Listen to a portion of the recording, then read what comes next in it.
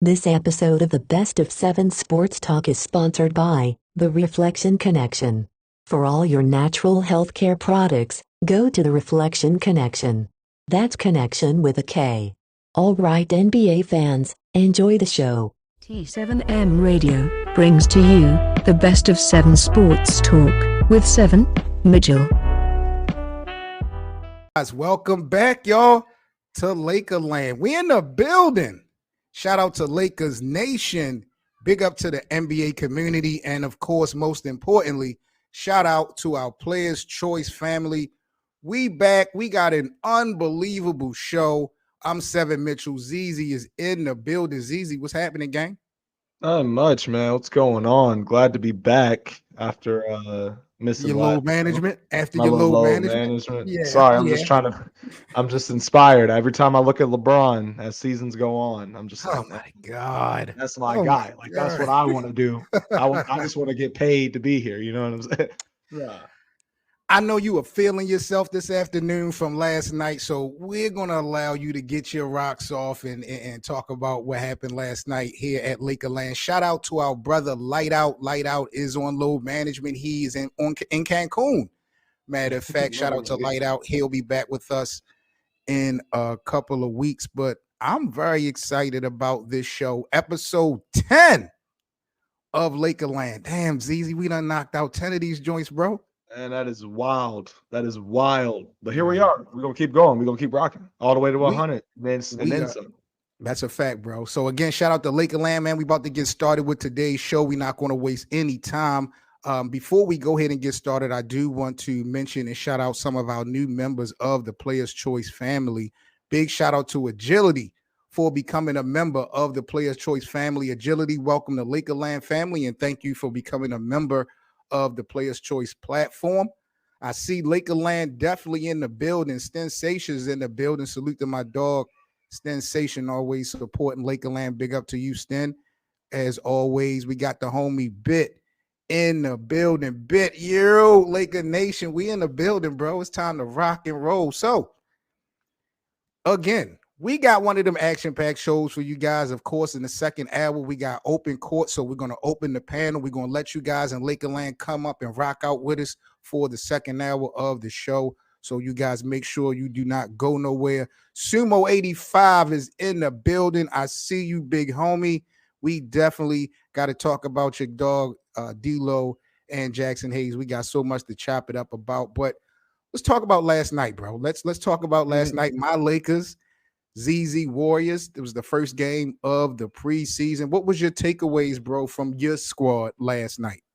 From my squad, what were my takeaways? I am interested, way more interested in this dynamic between CP and Steph Curry. Last night, we got to see it in action for approximately 12 minutes. But in that time, when looking at the offense and looking at the Warrior system and how CP was going to adapt to all of that, looked pretty solid. When you're trying to analyze a player like a Chris Paul, especially at this late dinosaur age stage in his career, you got to think about a lot of things, right? You got to think about players like him in situations like him where mobility takes a hit later on in your years, defense takes a hit, getting your legs up in pivotal stretches of a regular season also as well. As you saw last year, Chris Paul started to look like when he pulled a three, he was pulling a hammy at the same That's time. a fact. That's a problem. That's something that was a concern of mine. But looking at him and how he works in this system, you got to look at that pick and roll action that we got to see last night with guys like Kevon Looney. Now you insert Steph Curry into like a pick and pop situation, and Chris Paul is just a maestro with the ball. Still one of the most elite point guards that you could ask to be on your team in terms of orchestrating the flow of the game and all of that. He did pretty well. I also liked Klay Thompson. I was very, very skeptical last week when I saw that, or not even last week, like 4 days ago, when Steve Kerr said, "Yeah, we're looking at Klay Thompson guarding the four Moving it spot." to the 4, right?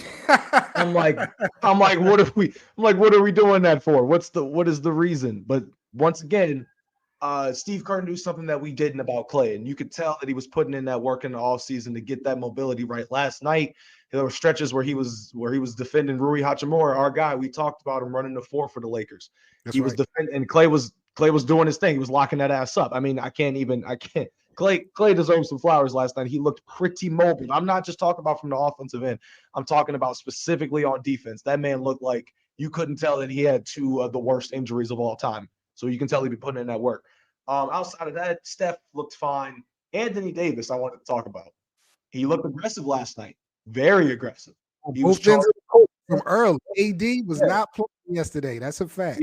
He did not come to play no games, and I am here for it. He only played 12 minutes, but in that 12 minutes, he gave you 15 points. Was he 5 rebounds, 6 of 11 shooting, 2 of 3 from 3. And I mean, they were open looks, but if he has it and he can knock it down, that's a plus for the Lakers. Right. What I love the most about AD was just seeing him attack downhill. For somebody to be his size, I feel like he is one of those rare breeds where it's like, him, Giannis, maybe a little bit of Joel that can, take the ball downhill, move through 2 guys, go to the rim, see another body there, get him out the way, get the little lefty lay off the glass or something like that. Like he has so much offensive talent for somebody that damn huge. Pause, if you will. But Christian Wood, let me ask you about Christian Wood, because he only gave you 5 points, but he played 20 minutes. And this is a guy that was probably the biggest acquisition that you guys made in the offseason, or Right. not biggest, but one of the most important. He's one of the most important for his size, definitely. Not that he's a Mhm. real big man, but the Lakers have been shorthanded when we come to size and just that interior presence. So yeah, he's definitely an important piece. When you talk about numbers, bro, like you said, he didn't do anything special or out of the ordinary. But again, when you look at Christian Wood, when I look at his humbleness, his desire to be good on both ends of the court, this is going to be a process. You understand what I'm saying? But I think his humility and him wanting to win is going to fit in well with this team. I'm so excited now. We didn't have LeBron James last night. That kind of threw me for a little bit of a loop just because I wanted to see LBJ. But the Lakers, who started off a little bit slow against your Warriors, they did pick up the pace. So, I was a little bit impressed when we talk about adjustments for the Los Angeles Lakers, because by all means, adjustments, lineups, things of that nature is going to be very pivotal for Darvin Ham and the success of this team. Now, you brought up big men. One person I was impressed with last night, and I mean, I guess everybody got to give him his respect for the game, was Jonathan Kuminga. And the performance that he had last night, bro, it blew me away. 24 points and 8 rebounds in 23 minutes. What was your impression of your big man? Because I know you really didn't mention him that much on your takeaways, but what was your thoughts on Kuminga's performance last night?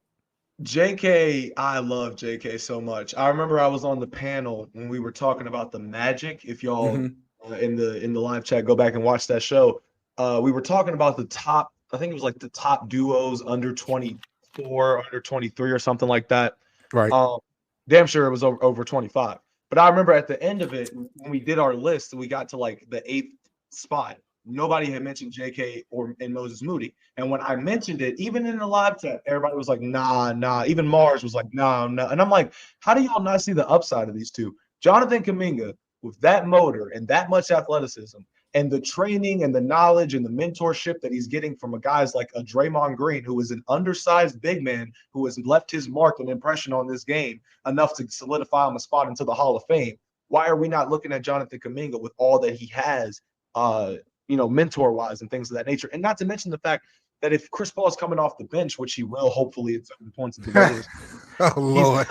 He's unlocking Jonathan Kuminga and Moses Moody, because Chris Paul, the ability that he has to do pick and rolls with guys like Kuminga or pick and pops with guys like Moody is going to be a nightmare to watch for from a bench standpoint specifically. So I wasn't surprised with JK at all. He's always had that impact. That he's that type of player where every team needs a player that can, blow the roof off the place other than the original guys. Like Steph and Clay, they can knock down a 3 and Chase Center's going to erupt. But if JK drives down that lane, and bodies someone, puts them on a poster, that is a different type of electricity running through that arena. I think that JK is starting to adapt. He's already amazing on the perimeter. He's got a little bit of a 3 game. He's working with it. You can tell he's been putting in the work, and his handle's pretty solid enough to get him to the cup whenever he wants. So all that being said, JK didn't surprise me at all last night. That was the one guy where I'm like, nobody really knows how to prepare for him because he's that motor. He's that extra, that extra young, springs, or however the old people call it. He's that guy. He's that guy. Y'all feeling yourself. I will say that because I've seen a lot of Warriors fans, a lot of Warriors platforms. I know we haven't had basketball in a long time, but you guys have been sticking your chests out in these last 12 hours, and you guys did not have to face the king, LeBron James, LBJ. Y'all didn't have to feel that wrath, even though it's preseason. But you are confident that your team is looking good right now. You got a good feeling from your squad. Here's the thing about these Warrior teams, and I'm gonna give you an example. In 2021, right? Watch the Warriors from the preseason to when they started rolling in the regular season, and I was sitting back and I was saying to myself, do I really like this team, or is Steph doing a lot of individually great things for this team? Which he was. He led the league in scoring that year, right? Led them to a playing spot, right? They had a bunch of young guys on. There was a younger Jordan Poole, who, if anybody in the chat ever watched that year's Warriors, Jordan Poole, you just knew that he was going to eventually have the green light, or he thought he had the green light, and was just going to jack it and do whatever he wanted to do. That back when Nico Mannion was on the squad, I was looking at him and I was like, bro, I don't like the way that this team looks. I don't like the way that the chemistry doesn't seem like it's really there. It really seems like a clash between Steph and Draymond and the rest of the young guys on the team. Fast forward to 2022, I looked at that squad and they were rolled up to like a 17-3 start to the season. And I was like, I like this team. Bielitsa was a phenomenal pickup that offseason that I loved. Gary Payton was coming out of his shell. Clay was almost back. He wasn't even back yet. On his way. And you just looked at it and you were like, everybody's kind of flowing. The bench has an identity. For this team, though, I was nervous all season long. We get to the preseason, this first game, I'm saying, how does Chris Paul fit with this team? Because there's two ways you can look at it. I told y'all, Chris Paul is either going to help this team tremendously with more ball movement, which you would think for a Warrior squad, that's insane if they have even more ball movement, even more extra passes to a guy that you didn't even know was open. Chris Paul can make those reads. Chris Paul can unlock players. There's a reason why DeAndre Jordan damn near was an MVP candidate one year. Blake Griffin was an MVP candidate one year. But he slows y'all down if you're taking that approach with the starting five. Like, what's your concern with that? Are you sold that Chris Paul is going to buy into this rotational role or coming off the bench? Because I agree with you. Chris Paul can make the plays that average point guards cannot read and visualize. But the pace of the Warriors starting five, like the way you guys come off of screens and pick and rolls and just run around the court, that has never really been an attribute of Chris Paul's game. So even though he has the court vision, don't you think it would be better for Chris to buy into coming off of the bench? I think that it would be better. I said that before, and I've said this before, because when we talk about players like Chris Paul that are all-time greats, they know they're all-time greats. Coaches know they're all-time greats. Right. There's still that pride, there's still that ego in them in later stages of their career where it's like, okay, you take a guy like Chris Paul who's never come off the bench pretty much in his life, I don't think, even back in high school. So to go from being, looked at as still a starting point guard in the league and to transition into a bench role, a lot of guys take offense to that.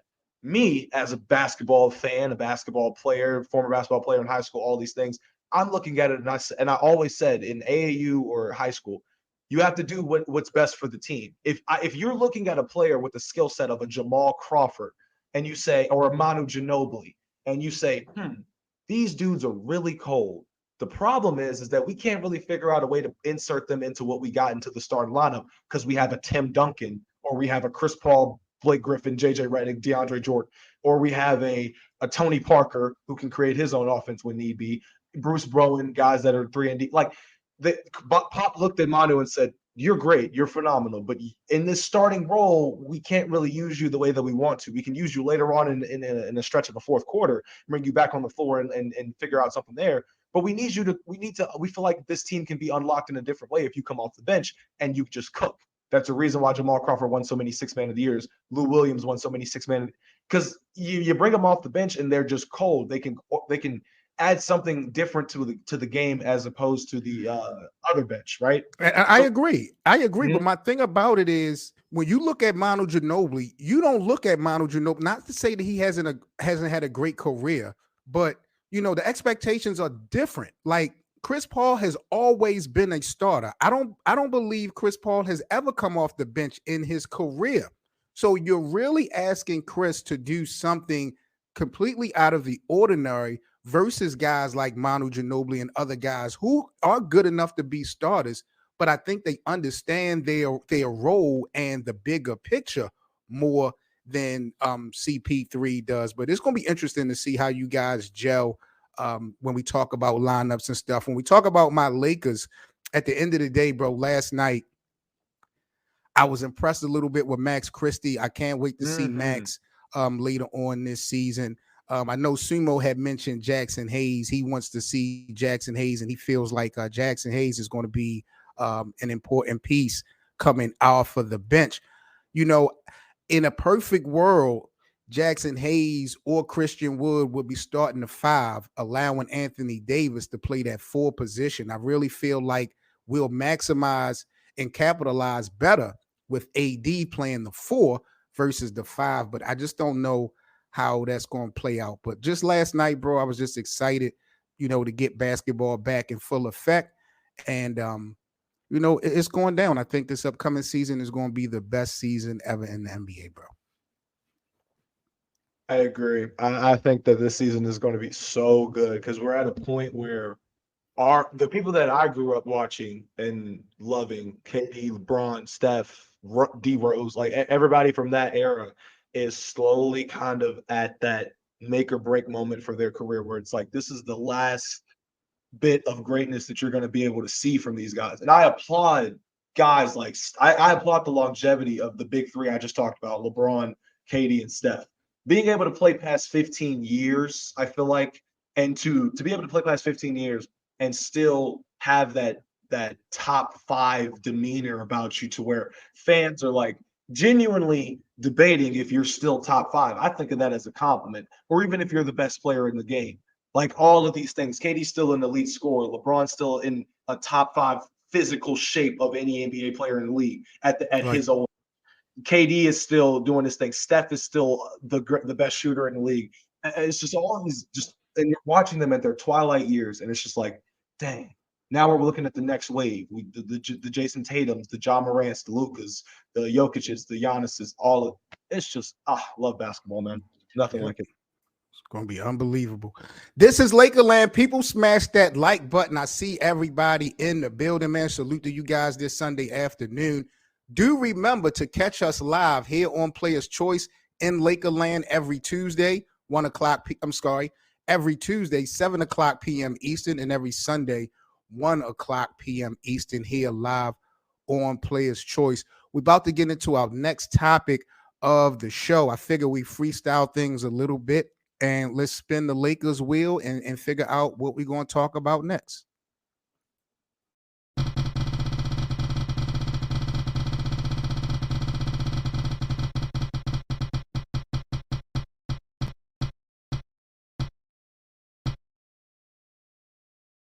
This is the Black Wheel of Fortune. The Black Wheel of Fortune, the purple and gold Wheel of Fortune. All right, so let's talk about it. Let's talk about guards. Let's talk about point guards. Now, what surprised me, and you were gone, Zizi, but we had a special guest on. We had Dan from the Lakers, Dan, the Lakers fan, on the show last week. Shout out to Dan. Lightout had kind of switched his tone a little bit, and Lightout is all for D'Lo, D'Angelo Russell starting over Gabe Vincent with the Lakers. What's your thoughts on the point guard position for LA with D'Angelo Russell starting? And is there a point guard out there that really is a better fit for LA than the both of the guys that they actually have right now on the roster? You talking about D'Lo and Vincent? Correct. Is there a better point? Yeah, there's better point guards. You throw Kyrie at the point guard spot again and have him run that back. It'd be 10 times better. The problem with the Lakers and point guards is when you have LeBron on your team, you kind of have to factor in the fact that he's running the show, because LeBron's at any time on the court, when LeBron is on the court, he has the highest IQ, at least within my opinion, in terms of, you could throw him on the court with Draymond Green, you could throw him on the court maybe Chris Paul might give him a slight, bit of competition. Outside of Right. that, it's like D'Lo's not a better point guard than LeBron James is. Like, when LeBron's running point, I'd much rather have LeBron be my point guard than D'Angelo Russell. And that's not a knock to D'Lo. It's just, when you look at the fits on this team, that's the problem that the Lakers have, or have had in recent years, is trying to figure out everybody's fit. When you implement a Russell Westbrook onto this team, he is not good for this team at all. His role does not even remotely mean anything at the end of the day if he's in the corner shooting threes. Which is another reason why, when people say Russell Westbrook is a better all-time point guard than Chris Paul, I bring up that fact. I'm like, tell me if you want a 37-year-old Chris Paul running point or Russell Westbrook for the Lakers. They're going to take the 37-year-old in all of his injury issues. It's just because Chris Paul's a smarter basketball player than Russell Westbrook, to the point where he's like, I don't need the ball, really. I don't need to shoot. I got LeBron. I got AD. I got all. So D'Angelo Russell, it's like, what is his role going to be? Is he a guy that's going to go out there and get you eight and a half assists a game? No, because LeBron's probably going to get you over 8.5 assists per game. That role's already covered. Is he going to be a scorer when they need him to get a bucket? Yes. When D'Lo needs to get a bucket, he can still get a bucket. From the mid-range, fadeaway, ice cold game-winning three, like, D'Lo's still that guy. But his role on this team is not really the same as it was in Minnesota or Brooklyn or even really Golden State for that little bit of time. So that's how I look at it. And then you have a Gabe Vincent who's basically there for when D'Lo, shits the bed in the game. They're like, okay, we can't deal with it. He's shooting 3 of 18. We'll throw in Gabe Vincent because he's gonna be a spot up shooter. If he's on the floor with LeBron, Gabe Vincent will be. He will take that corner role and just waiting for the outlet, waiting for the swing pass. Right. He's gonna do that. D'Lo can still do that, but it's like, if he's cold, it's like, damn, it's like noticeable cold. You know what I'm saying? So it's like, when to answer the question of what point guard could be out there, there's a lot of guys, but it's about the style of play. Kyrie Irving needing to get his own bucket and not really focus on the playmaking and facilitating aspect. We've seen win a championship with LeBron James before and come back from 3-1. So it's like that's going to work. Russell Westbrook, no. Chris Paul, maybe. D'Angelo Russell, we'll see. Gabe Vincent, that's how I look at it. I'm going to be honest. I haven't always been sold on D'Angelo Russell. When we brought him back into the mix, I was very upset. I was very disappointed. Not from the aspect that he can't play this game of basketball, but what he did in his first go-round with the Lakers, he's just a guy that I can't trust. Now, I learned to put respect on his name because what he did in Brooklyn, helping those guys get to the playoffs, and I believe I think he made the All-Star team, or he's a perennial All-Star. He made it. I like his upside, but I need to see more consistency, and I need to see this right here. I need to see heart from D'Angelo Russell in the postseason. Like you talked about LeBron James and him being the true floor general for this team. In year 21, I would almost pray that the usage rate goes down for LeBron James, because LeBron James, he has the ball so much. He makes a lot of mistakes. Like his turnover ratio, along with Russell Westbrook, is 2 of the highest in the NBA. So I am hoping and pretty much betting the rent money that D'Angelo Russell will literally show us something, and he is the right fit for the job. Now, you mentioned guys like Kyrie. On paper, I definitely think he's a better fit, or gives the Lakers a better chance on paper to win a championship. But the reality of Kyrie leaving Dallas in the near future and winding up in Los Angeles as a destination, to me, I just think is cap. I think we need to really just get past that and work with what we have. But, D'Angelo Russell, even last night, he looked okay. He's just one of those guys that I'm not really going to be concentrating on that much until we get in March and April and hopefully in May, when the Lakers have a playoff run. I think that's really when it's going to count the most for D'Angelo Russell. Gabe Vincent, he did well in Miami last year. It just remains to be seen what we get from him this season. Now, Cam Reddish, my God, I got to talk to the bosses about Cam Reddish, bro, because maybe it was me, but what I saw last night versus your Warriors, it just it gave me so much cause to pause, bro, to keep it real. And I'm not really sure if he's going to be still with our team midway through the season. If you talk about somebody that might be trade bait, I was sold on him just last week, but I'm not quite so sure about that now, to be honest with you, bro. So those really was my concerns and my takeaway. But as far as the point guard position for the Lakers, I'm good with D'Angelo Russell. He just gonna have to show me just a little bit more, man. That's all I ask. That's all I ask. BA, salute my brother. We got BA. Get your bars up in the building. BA, I'll drop the link. You might be busy, but I'll drop the link. And if you want to come and join us, BA, you're more than welcome. And Sumo, you're right. It's only one game. It's only one preseason game. But again, momentum plays a factor in basketball, no matter if the games count or don't count. We have a new in-season tournament for the NBA that starts in November. So every little bit of basketball to me means something because you got so many new rules and regulations and things like that. And even though it's one game, one preseason game, you guys been off for months. You got to show something. This was the Warriors. We eliminated the Warriors last season. I just feel like we got to show a little bit more than that. So, that's where I stand at when we talk about guards and stuff like that for the Lakers. But I'm excited for this 76 season, fam, for sure. Yeah, man.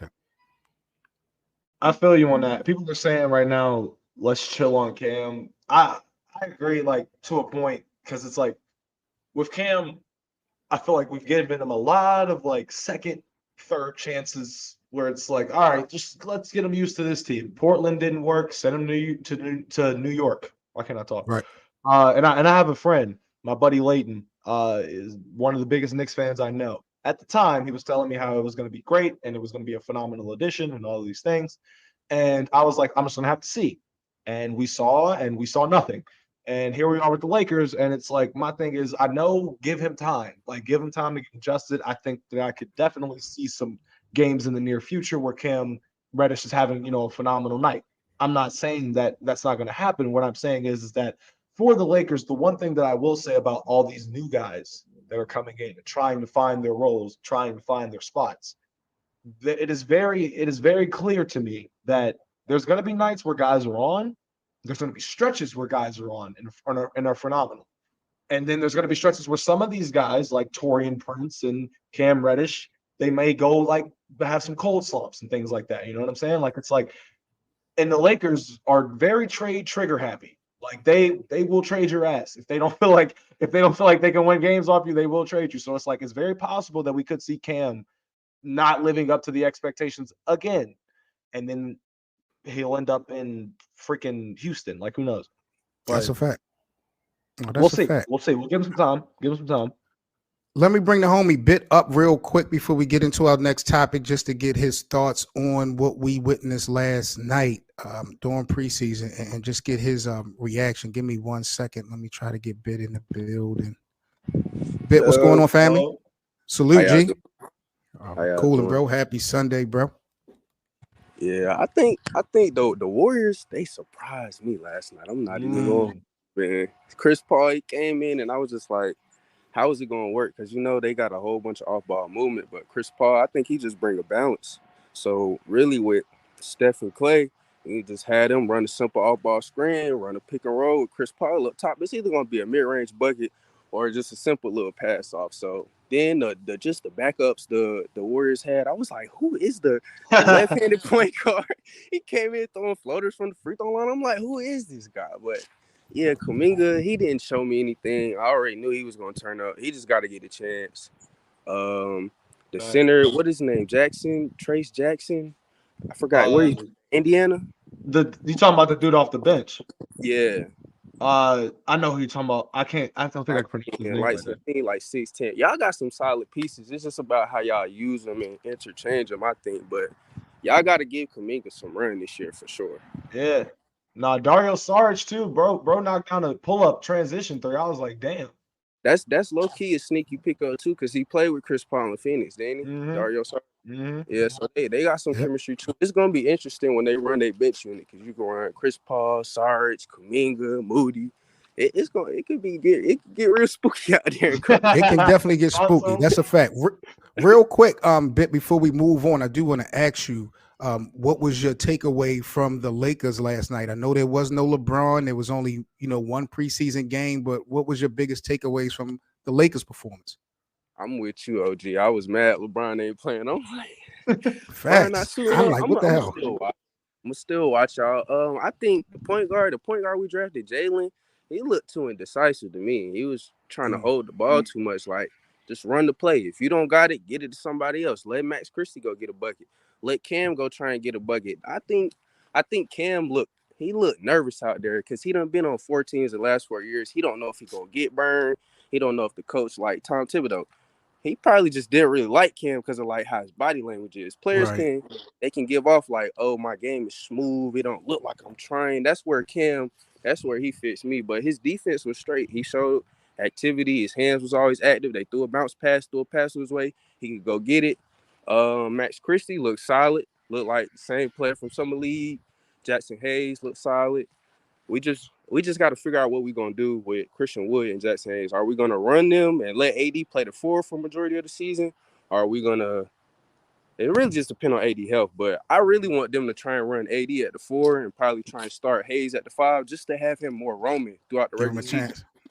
Postseason come around, then we run AD at the 5. Then bring in Rui and Vando, switch them off, something like that. But yeah, really just Jalen looked indecisive. It was his first game, so I won't really on him too much. Cam, give him some time. Then he got hurt again last night, so I'm like, oh, Lord, what are we going to do now? Cam got hurt again. But it really looked like the playoffs to me. Like, we let the atmosphere, the vibes. Yeah, that's a fact. Yeah, let him get it up, definitely and then was. We closed the gap, and then it was just like, if we had Bron playing, I really don't even think we'd probably be up like 5-10. ZZ know them boys would have lost last night. We ain't gonna play that game. ZZ know his boys would have took an L yesterday if the King was playing. Bit, we appreciate you coming up, my G. Appreciate you, dog. Alrighty. Salute. Yes, sir. Yes, sir. No, I like him. He knew what he was talking about. Yes, he definitely know his stuff. Let's go to the live chat. Let's go to Lakerland real quick. A11 Gravy in the building. Salute to our Players Choice family. Gravy says the Lakers will have a new team by the deadline. Just wait. Bro, we talk about this every week, Gravy. Every week we talk about LeBron James and, just the possibility of, him being the guy that reconstructs this team. We know the history about LeBron James, and when we talk about rosters and things, I like the roster that we do have, to be honest, but we did see some things last night that may give some guys, just a different vibe coming from people like Cam Reddish and stuff like that. Cottage is in the building. Cottage, salute, my G. Star, salute. Big up the Cottage in the building as always. That guy in the building, another Players Choice family member, he said, I think AD committing to the 5 this year will be extremely difficult to play against with Woods or Jackson Hayes at the 4. Bro, I couldn't agree better. I couldn't agree better, bro. That's just one of the biggest question marks that Darvin Ham is going to have to figure out early. Mm-hmm. You know what I'm saying? To be honest with you. Yeah. But yeah, man, great opinions, great conversations. We're about to go into halftime of the first hour real quick before we get into our main topic of the show. Did you have any announcements or anything, ZZ, you wanted to run by the people while we in halftime? Other than just like the people that are talking in the chat, and I feel like you got all that, the subscribers and stuff like that. So other than that, nah. I mean, did y'all talk about Dame and that whole situation and Drew Holiday? We briefly talked about that. Yeah, I'm not sold on the whole Damian Lillard, Giannis Antetokounmpo experience short term. Mm, Maybe long term it could work, but who's going to coach this team? You're dealing with a first year head coach that is not proven. And we've mhm. seen first year head coaches have success in other destinations before. So I'm not trying to make it seem like it can't happen, but he picked Miami for a reason. He did not have Mhm. Milwaukee at the top of his list for a reason. So people can sit and run around and act like this is a match made in heaven, this, that, and the third. But I'm just not sold that it's going to work to its maximum potential early on. Maybe long term, but I'm just not really sold on it.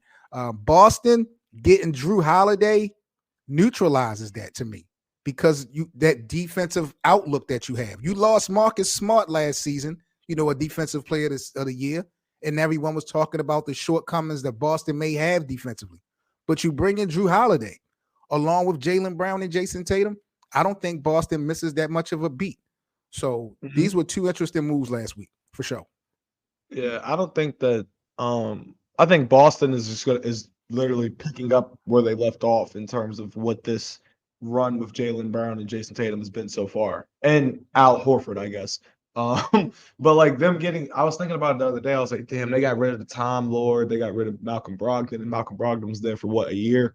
So it's like at the time that Malcolm Brogdon was there, we were like, damn, that's gonna be a good move, and it just didn't really hit the way I guess we thought it was going to hit. And now you add Right. Drew Holiday into the mix, and it's like from a defensive standpoint, on the perimeter they're straight. On the interior, we're hoping that Kristaps Porzingis can be as effective as we think that a 7-footer should be. We hope that Al Horford can still be as effective at his old age that he's been for the last 3 or 4 years.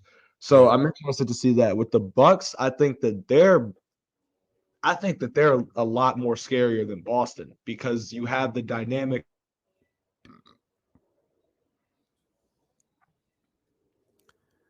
Did we lose Easy? Wait a minute, bro. I think we might have lost ZZ for a second.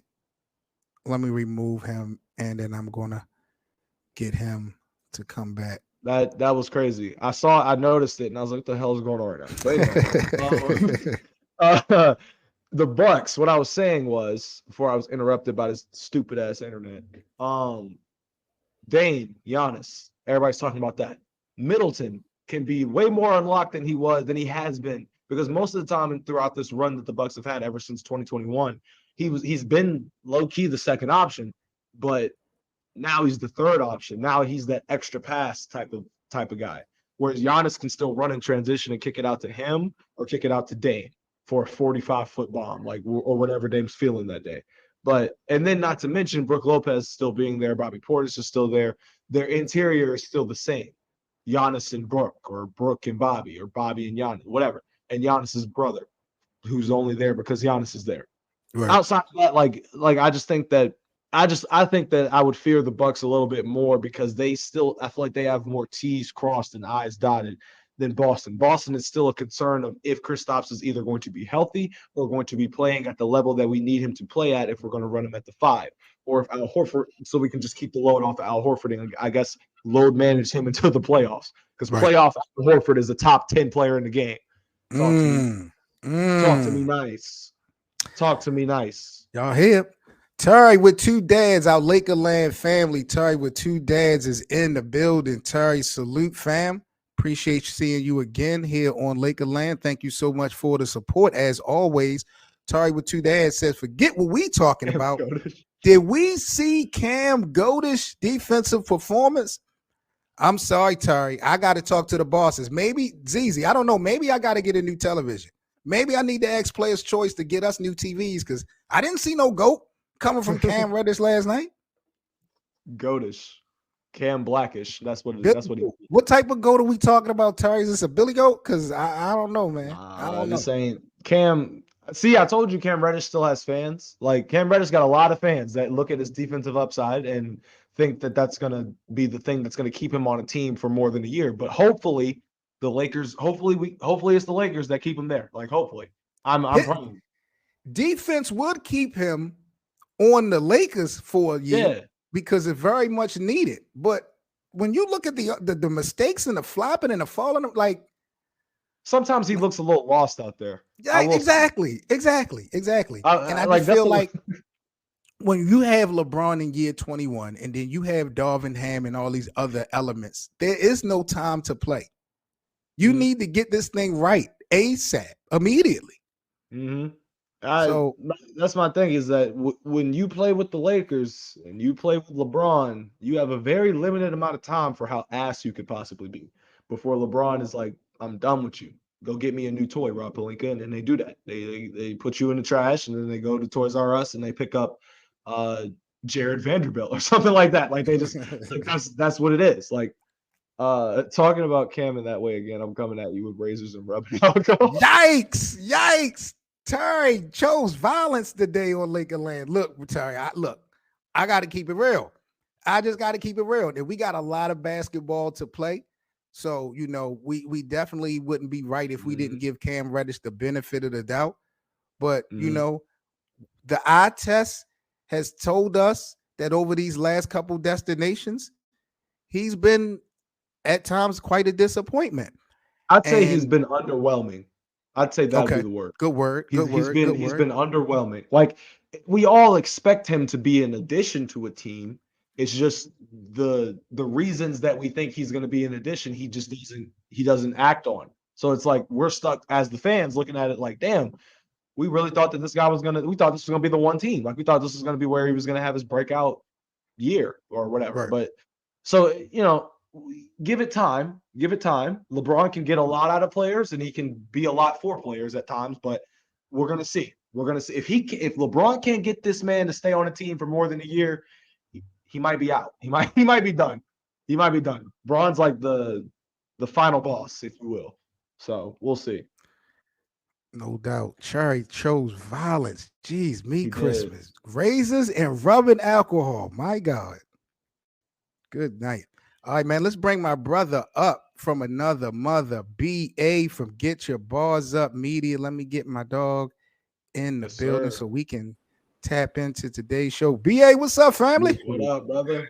Hey, what up? What's happening? I'm hearing y'all talking. I was moving around, cleaning stuff up. I'm like, God, let me go chop it up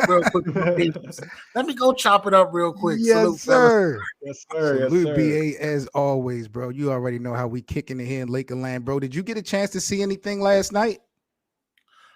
Yes, I definitely seen the game. The reserves from the Lakers, man. I don't know. Hey, I like the way they started. Anthony Davis looked good out the gate. The starting five, even though LeBron didn't play, they looked all right. Even though, granted, it's the first game, they look pretty good. But the subs, though, I don't know. The bench players, they gonna have to pick it up. Golden State bench players, it looked like it was levels. Golden State bench looked 10 times better to me. He ain't lying. He not lying. So 7. Wait, 7, you're muted. Yeah. All right, I'm back.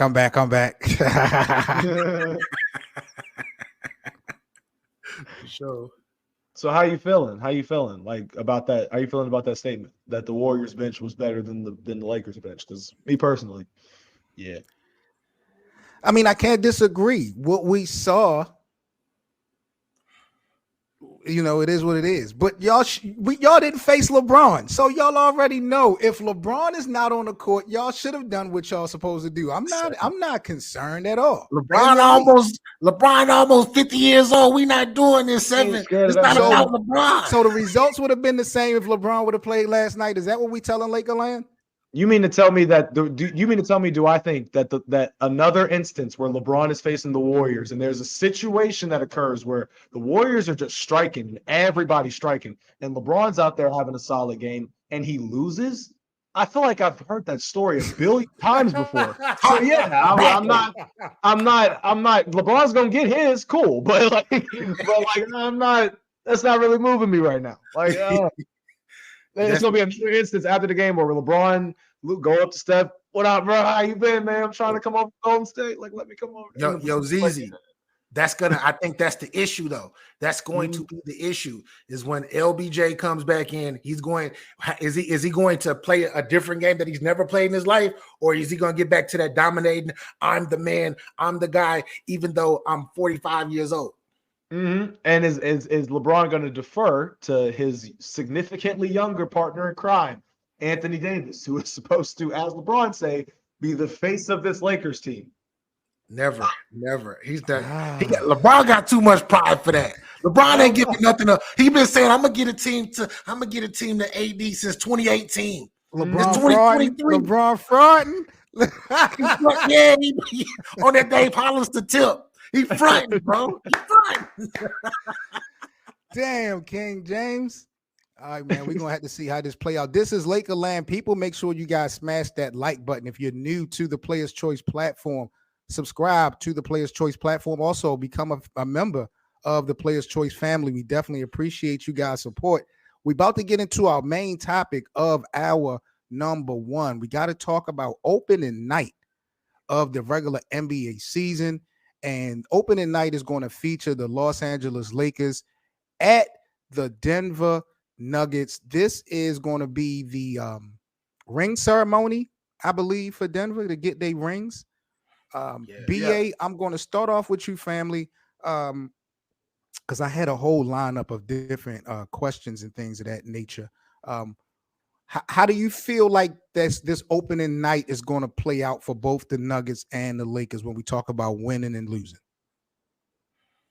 Man, I think it's just, to keep it 100, it's just one game out of 82. That's it. I mean, it's going to be emotion. It's gonna be some emotion. But usually, a lot of times, I don't know if you've noticed for like the past 20 years, a lot of times a team that's coming in from winning a championship, they often lose that first game due to the celebration, the air let out the room. Everybody, they're so emotional then and all of that. And once they get to the game, they're like, all right, we can go 0-1. We still got 81 more games. Right. But I think it will be big for the Lakers to try to build early momentum and build confidence in the young players. Like, yo, we just beat the champs. We just beat the champs. First game of the season. They can't deal with us. Get that confidence. So it's much bigger for the Lakers than it is for the Nuggets. I agree 100%.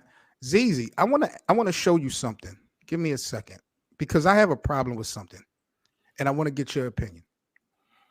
I want to talk about revenge. I love this tweet so much. It's my favorite LeBron tweet of all time. I swear to God, this is my favorite LeBron tweet of all time. Keep that same energy. This week, there has been quite some dialogue on social media when we talk about the Lakers and the Denver Nuggets dynamic. Now, a little while ago, LeBron James had this tweet saying, keep talking about my squad, our personnel ages, the way he plays, he stays injured. We're past our time in this league, et cetera, et cetera, et cetera. Do me one favor, please, and I mean please. Keep that same narrative energy when it begins. That's all I ask. Thank you. So most people felt like LeBron was responding to Denver Nuggets Mike Malone. Then just last week, Anthony Davis talking about the Denver Nuggets. He said, we get it. Y'all won. But me and LeBron had some conversations, and it's like, we can't wait. Now, Mike Malone of the Denver Nuggets, he kind of reacted and spoke on this. He said, if they're still worried about us, then that's on them. What are your reactions, fellas, to this whole situation? Because I don't like it. I don't like the fact that the Lakers seem to be targeting one team, the Denver Nuggets, for revenge for whatever reason. I know they got bumped by them, but I just don't think it's a good look. And when you go back to 2019, when the Clippers were put together, I feel like they created that team to beat the Lakers and not the NBA, and that's why they got bumped in the second round of the bubble tournament. And I have the same concern with the Lakers that they are preparing more for Denver than the NBA as a whole. What's your reaction to all these back and forth, ZZ, with the Lakers and Denver on social media? So, like, to me, it's hilarious. I love internet beef, especially in the NBA, especially between a 40-year-old man in LeBron and a 55-year-old coach who, like, just won his first championship. But my thing is with Mike Malone, I side with him a little bit more on this because the media themselves were hyping up Lakers versus Nuggets for one reason. And they were more focused on the Lakers making it to the Western Conference Finals than the Nuggets. And the Nuggets were looked at as arguably the best team in the league for the majority of last season. So for Mike Malone, the coach, to sit here and say to himself, you know, we're the best team in the conference, we're the best team in the league. We just made it to the Western Conference Finals like we kind of figured we would. We got the best player in the league, all of these things. The Lakers, they just show up, they hop in, and it's like, hey, remember us? Like, we won a championship a couple years ago. We're still here. Just forget about Russell Westbrook and all that jazz, but just focus on us right now. And then the Nuggets are like, all right, cool, let's sweep these motherfuckers. and so 4-0, right? 4-0 to me is still wild because going into it, the media was like, okay, you know, they have an answer for Nikola Jokic. They don't have an answer for LeBron James. All of these things. And then LeBron proceeded to shoot them out of the series alongside Anthony Davis's inconsistencies. So the Nuggets are sitting there thinking to themselves, we won, we got past them. We shut the media up. We shut Laker Nation up. They thought they really had it this year. They went against the real team. Let's flex. Let's continue to flex. It almost reminds me eerily of in 2016 when LeBron came back from 3-1. And then we fast forwarded to Halloween, and LeBron throws a little party and invites the Cavs over, the team, and it's 3-1 tombstones everywhere. After, mind you, the internet had already been flaming the Warriors all off season for blowing a 3-1 lead, rightfully so. But then LeBron rubs it in their face even more and is like, hey, you remember 3-1 tombstones? They got Curry's jersey on one, Clay's on. So that's rubbing it in a little bit more than Mike Malone has been this offseason. Mike Malone's just been talking into a microphone on Championship Parade Day. LeBron was throwing a party, actively trolling a team that just blew a 3-1 lead. So but hold up, though. Not to cut you off. Is Mike Malone doing too much? I understand that you got bragging rights if you win the championship, but Mike Malone is talking like he has created some dynasty in Denver, or he's such a that's what I have a problem with. I don't have a problem with Mike Malone speaking because they won it. But he's sticking his chest out like he has proven something over a period of time. He did prove something. He won a championship. The number one team. Mike Malone, talk to him. Go ahead, talk to him. The number one team in the Western Conference, which is the toughest conference by far, majority since December to the end of the year, to the championship. He proved what he needed to prove. And guess what? People are projecting them right now just because how dominant they were last year. They're projecting them to make it back.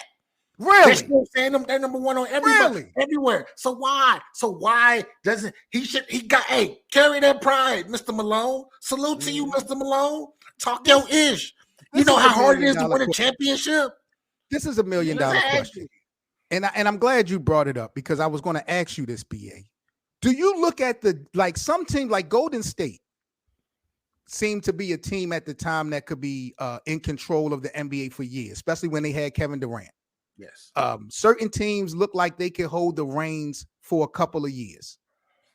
Me personally, I don't see that in Denver. I don't have that fear factor in the Denver Nuggets like they're going to be a dynasty or potential dynasty franchise. You see that potential in those guys? Of course. They got Jamal. You gotta understand. They've been good. The last 3 years, right? The last 3-4 seasons, they've been good. But they always missing one person, right? One key person, and his name is Jamal Murray. As long as Jamal Murray is healthy, and they bench is set up now. Jeff Green was a big loss. Doodoo Brown too was a big loss. But they can supplement that. They got their core, bro. And then we got, we ain't even, man, bro, I'm not worried about them. I think you a hater right now. I think you being a hater. I am hating. Let's get clear. At least he owns it. He owned it. Yo, Denver nice, bro. Denver nice. You got to think, Seven. Like, for me, if you ask me, do they have the potential to be some sort of dynasty? Yes. When you look at a dynasty, you have to look at least two players, maybe even three in some instances, where you can say we're going to build a dynasty off of this this trio, right? The Spurs, they had Tim to start off their dynasty. David Robinson and him kicked it off, and then Tony and Manu eventually kept keeping it afloat, and then they ended up even getting Kawhi Leonard. So, like, that's what you got to look at that, right? Nikola Jokic, like BA just said, Nikola Jokic has only been missing out on Jamal Murray and MPJ in some years, where it hasn't been this trio, because that's the trio that they're building around. Those three. They got Jokic, who can get everybody involved and dominate in his position. Jamal Murray can cook relatively anytime he wants to. Michael Porter Jr. is going to shoot anytime he fucking wants to. And Aaron Gordon, too. Don't forget Aaron Gordon. And then they bring in a guy like Aaron Gordon. They say, we need something to make this starting lineup kind of fit, to round it all out, to bring in some of the things that the other guys can't do. Aaron Gordon. They got him out of Orlando. And back when he was in Orlando, I was like, okay, this kid's obviously talented. He was able to almost win a dunk contest a couple times. But other than that, I was like, if he's on a team, he has to be with someone. And now he gets to have someone that's pretty much at his position that is immediately one of the most, if not he's the most efficient at his position across the board. He gets to play with that. Nikola Jokic was unlocking KCP as a shooter, giving him his best three-point shooting percentage of his entire career last year. So when you have that, you have the glue guy, which in this case is Nikola Jokic because of how talented he is, that can unlock everything else. And you have guys like Jamal Murray who can cook for himself when need be. Yeah, potential dynasty. Yeah, they're in the Western Conference, like BA said. They were always good. There was a moment in time where I was looking at them in the same light that I looked at the Utah Jazz as regular season merchants with Donovan Mitchell. But then I started to sit back and say, I was like, damn, what are the Nuggets missing? What are the Nuggets missing? Oh, because Jokic is here all the time in the playoffs, but Jamal, he got hurt. MPJ got hurt. Now he doesn't have the right pieces around him. Whereas the Utah Jazz look as complete as you could fucking think that it could be. They had Mike Conley rounding out that roster back then, but they still didn't have all the answers because Rudy Gobert and Donovan Mitchell just didn't work out. They weren't as good as we thought they were. We've seen this trio win a championship, or this duo, if you want to keep it a buck. We've seen them do it. We've seen them both have marquee moments in the postseason last year. Pivotal moments, iconic moments. So it is reasonable for me and BA to both assume that this is where the dynasty is. It's a possibility. Yeah, I can't rule out the possibility. Yeah. You know, you guys are bringing up Aaron Gordon, a guy who had a great year last season. Don't get it twisted. He had a great year last season. But let's be honest. We were only referring to Aaron Gordon when we talk about slam dunking the damn basketball. Before last season, y'all putting all this respect on his name. Come on. Before last season, not the last 2 years. What did Denver do year before last? What did Denver do year before last, BA? Made it to the playoffs. Hey, exactly. And stunk it up. Hey, where was Jamal Murray at? Hey, look, is Jamal Murray the number one? Is Jamal Murray the best player on Denver? What was Jokic? The MVP, the two-time MVP. No, but down the stretch. But down the stretch, he take pressure off. He's the guy like Damian Lillard's about to do in Milwaukee. He is that. He is going to he takes pressure off of Jokic. Jokic needs that down the stretch. You feel me? Giannis is gonna need that down the stretch. I'm trying to tell you. Terry is killing me, y'all. Terry is killing me. He done went from alcohol and razors to just trolling my name. Salute to Terry with 2 kids. Terry, thank you so much, family, for the support and the super chat. Terry says, is 7 my name? Or is it the amount of regular season games AD is going to play? Hey, fair question. Hey, Terry, that's bars. Terry got his bars up. A fair question, and it's bars. So I'm not even mad at that. But, bro, Anthony Davis, I mean, and I don't think I even talked to you guys since he came out with this statement. So this is kind of off topic, but AD said he has expectation of playing 82 damn games this season. What are y'all realistic reaction to AD saying he's looking to play 82 games? Hell no. You know that he ain't playing no 7. Do you think he's gonna play 82 games? Not at all. I'm praying that he just meets the eligibility requirements to be all pro or all NBA. Yeah. What's that, like 60, 65 games, BA? Yeah, it's I think it's 60. I'm praying for that too. I'm praying for that too. I genuinely hope, because I think that exactly. It's a joke. ZZ, continue to laugh, sir. It's a joke. I'm sorry, it's just 82 games and Anthony Davis. Who would have thought, right? Like who would have thought John Morant and gun safety? Like who knows? But the thing that annoys me the most is like you just said, Seven, this 60 game requirement. We could be robbed. Like say Anthony Davis goes out there and plays phenomenal for 59 games. I'm gonna be mad as hell if he's averaging 30. He ain't gonna average 30, but 26, 13 rebounds, 3 blocks. We're gonna be sitting here saying this man is depoy, but he can't win it, and then they have to settle for who would win another Rudy Gobert. Imagine Rudy Gobert pulls through because he plays. Rudy is looking good in this preseason. I know that's a side note, but Rudy is looking good, man. I've seen him swat stuff in the 3rd, 5th row. I mean, like he's doing his thing. So shout out to Rudy Gobert. Let me show y'all something real quick, and I want to show Lakerland because Lakerland, these guys are bugging, and I'm going to need y'all to back me up. But let me show y'all how much the Lakers live rent-free in the Denver Nuggets head. Did y'all see the new city uniforms for the Denver Nuggets? Okay, this was hilarious. This is crazy to me. These are the new city jerseys for the Denver Nuggets. I got to talk to the bosses. I need y'all to explain to me, how is the Lakers not living in Denver head with this right here? They swept them though. 7, they Yeah. swept them. One, them get I don't think. you know what I don't like. I'm just gonna say Let me this. I don't think that they're living in their heads. I think that they're just smoking on that Lakers pack, and that's it. That's all it is. They just enjoying it. Like it's like this is some good shit. Like that's and now they're like, ooh, our alternate jerseys are being released or whatever. Yeah. Make them purple. Like, yeah, let's just like whatever. Like that's what it is. I don't know. I got a question for Seven. I got a question for Seven. Seven, in last year's playoffs, there was only one team to get swept. What team was that?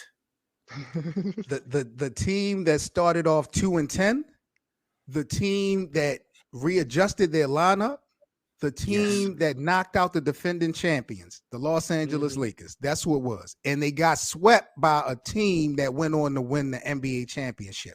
And I love how y'all just want to disregard what the hell happened just 2-3 years ago when LA faced Denver in the Western Conference Finals. About 2-3 Notice years how ago. you said 2-3 years ago. Hey, this is the same thing you did with the Thunder. This is the same thing you with them babies. The boys was babies. They grown ups now. They grown up now. T-Rev, they mature. It's a 65 game requirement when we talk about all NBA. So salute to T-Rev for the correction on that. But T-Rev, I got to talk to the bosses about you, bro. What do you mean they own the Lakers? What are y'all talking about? They swept them. They swept them. 0.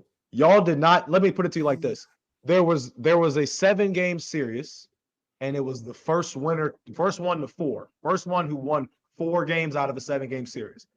The Nuggets won 4, and y'all won none of the games. Y'all did not win a single game. We eliminated your boys. But we at least got 2 games off y'all asses. Hey. And we would have gotten a game or 2 off of their asses. So let me ask you a question. Let me ask you a question, ZZ. How many games did Phoenix win? Because didn't Kevin Durant and them beat Denver once? They won. Yeah, they won 1. I think they lost in 5.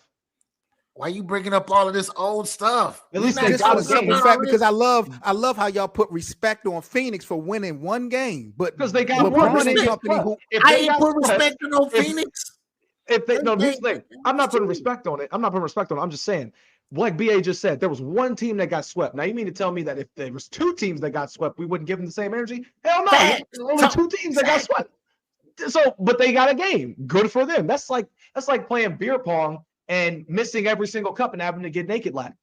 That's gonna get talked about. Like that's not something that we're gonna be like. But if you got a cup, you ain't have to run naked lap. They got swept. They got swept. Got bodied. That's what happened. They got bodied. They ain't get one. Out of right terms, they got bodied. Yeah, everybody shot like shit, and we gonna talk about that. Like if KD, here's the thing: when KD got to the postseason, his efficiency took a hit. I was talking about it. I was like, damn, KD ain't shooting 70% from true shooting percentage no more. He getting locked up. He looked like he getting a little locked up. Looked like he getting a little hesitant on them shots. I acknowledge that. The same way that I'm looking at LeBron, and I'm like, damn, why are you shooting? Like, what's happening right now? You see this not working. He went 0 for something for a while. I forgot what it was. I think it was like 0 for 12 over like a 2-3 game stretch, or maybe 1 for 11, something like that. Like, these are, if you're playing noticeably bad or a team is noticeably beating your ass, we have to talk about it. That's what happened to the Lakers last year. That's why the Nuggets keep talking about it. That's why Mike Malone is trolling the hell out of your organization. Because what's Darvin Ham going to do? And y'all Nothing. like that. Y'all giving this goddamn Mike Malone a pass like he really done something. And I seen y'all in the live chat talking about I'm giving Mike Malone a hard way to go and all this crap. Man, please. Tari with 2 dads. Salute to Tari 2 dads again. Tari says Lakers was the bully until someone came and punched them in the mouth. It's time to fight back. Think about it. Y'all was bullying Dylan Brooks. Everybody was, when AD blocked Dylan Brooks, and then him and LeBron both said, "Get that shot of here," right to his face, and just turned away like y'all was. And granted, thank y'all for bullying them. That is the one time where bullying is accepted. If it was Dylan Brooks related, y'all did that. Thank you. The NBA fans, like the community, we appreciate y'all for that. And then y'all got a little cocky after y'all beat us, even though Andrew Wiggins didn't play in the final game. Draymond Green worked for LeBron James anyway. Yeah, Draymond Green worked for him in the offseason. We're not doing this. So we're not doing this. Draymond probably said, "Hey," Draymond probably tipped LeBron off before the game. It was like, "Hey, Wiggs' ribs is hurt, bro. Hey, so go at his chest all game." Like, it's exactly. Like, come on now. But it's cool. It's cool. Exactly. Mr. Clutch Sports. Mr. Clutch Sports. Let me ask you guys a question. I want y'all to look at this image right here. Right? AD looks scared as hell.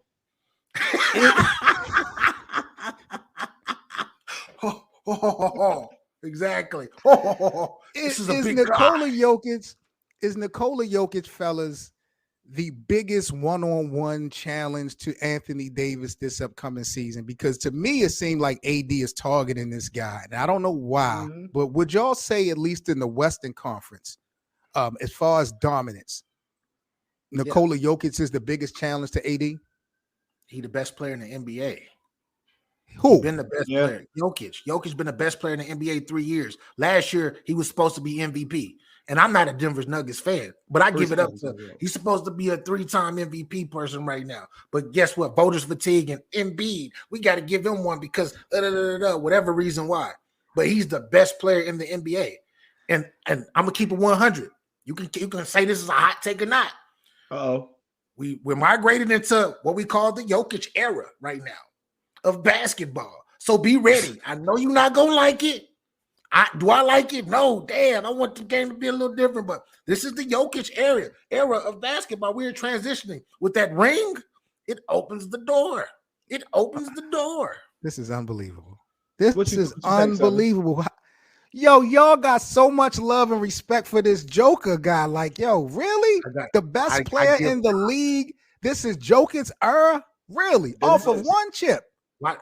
Bro, and 2 MVPs. Should be 3. Giannis won 2 MVPs and a chip. When your name was Giannis's era. To that point, Seven. I was about to say, I don't think it's just Jokic's era. I think this is the European player era. That's what we're transitioning into. Because Giannis, like you just said, he's got him 1. He's got him 2 MVPs. He's got a finals MVP. He's got that top 3 player in the game perennial conversation going for himself. Jokic has the same thing. 2 MVPs, a finals MVP, a championship, top 3 perennial best player in the game. Some may say that he's not. Those who say that he's not mostly say that Giannis is because they validate the defense more than the offense. And they're not saying Joel Embiid because they would be an idiot if they did that, or a Philadelphia fan. However, let's get back to on topic here. Nikola Jokic has done something that already I said last season, I was like, if Nikola Jokic wins this championship, he's ahead of Dirk Nowitzki for me. Sorry. What? And then this is why. Let me tell you the only reason why. Let me tell you the only reason why. The only reason why was because I was like, Nikola Jokic has crossed off so many things. He's already got 2 back-to-back MVPs. And the narrative was Jokic can't win a championship as the best player.